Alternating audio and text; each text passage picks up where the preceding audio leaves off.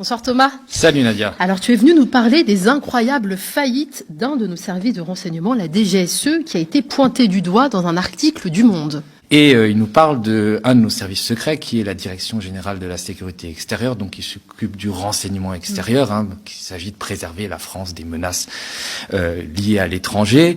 Et cette DGSE, la particularité, c'est qu'elle est liée, elle est sous la tutelle du ministère des Armées, du ministère de la Défense, donc il y a un culte du secret. On a raconté que Mouammar Kadhafi avait été renversé par son peuple. Et pas question de défendre ici Mouammar Kadhafi qui était un dictateur, mais quand même...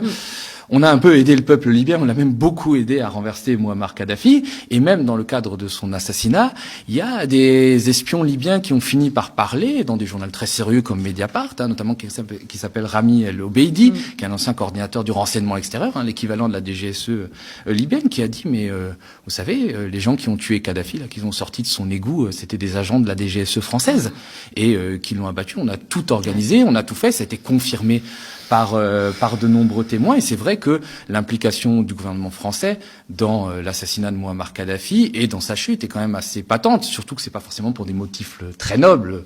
C'est pas parce que Mouammar Kadhafi était un dictateur qu'on allait le renverser. Il y a quand même cette suspicion du financement de la campagne présidentielle de Nicolas Sarkozy en 2007 qui reste, et que Nicolas Sarkozy aurait voulu se débarrasser d'un mécène qui menaçait un peu de balancer. D'ailleurs, on est allé beaucoup plus loin. C'est que non seulement on s'est débarrassé de Kadhafi, mais à un moment, on a envoyé le service action de la DGSE, donc les commandos de la DGSE, essayer de se débarrasser de Saif al-Islam, qui était le fils de Kadhafi, qui est un peu le successeur de Kadhafi, qui, on se souvient à l'époque, était très médiatique. Donc on a envoyé un commando le liquider, sauf que, pas de chance, ils sont tombés sur un autre commando russe, celui-là qui était venu l'exfiltrer. Il y a eu même des affrontements entre les commandos, des commandos français, et il y a eu 3 morts parmi ces commandos français. Il y a eu vraiment un rôle catastrophique de la DGSE, parce qu'évidemment, au-delà de la chute de Kadhafi, que pas beaucoup de monde regrette, il y a eu la déstabilisation d'un pays, la Libye. On a fait absolument n'importe quoi pour, en fait, cette petite guéguerre privée qu'a menée Nicolas Sarkozy.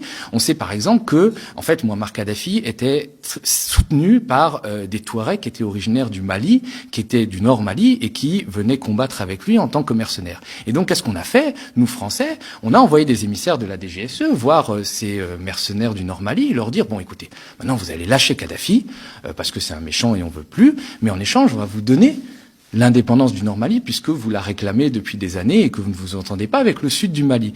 Qu'est-ce qui s'est passé quand Kadhafi est tombé? Les arsenaux d'armes libyens ont été ouverts, ces mercenaires-là sont repartis avec leurs armes au Nord Mali, sauf qu'ils ne sont pas repartis tout seuls, puisqu'entre-temps il y avait des djihadistes qui s'étaient infiltrés, et tout ça a donné l'arrivée de Al-Qaïda et de l'État islamique plus tard en Mali, et le terrorisme qui s'est répandu à travers le Sahel. Donc forcément, des fois, on va dire, notre renseignement extérieur a manqué sérieusement de jugeote.